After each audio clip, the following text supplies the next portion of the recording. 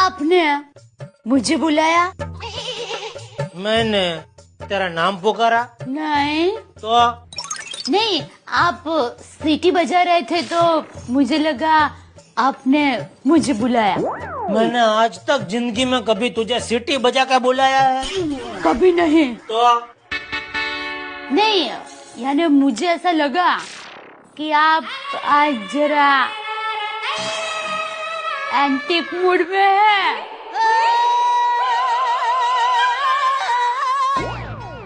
अरे एंटेक नहीं, रोमांटिक। हाँ हाँ वही, आप समझ गए ना। क्या? कुछ नहीं, मैं जाऊं किधर? घर पे।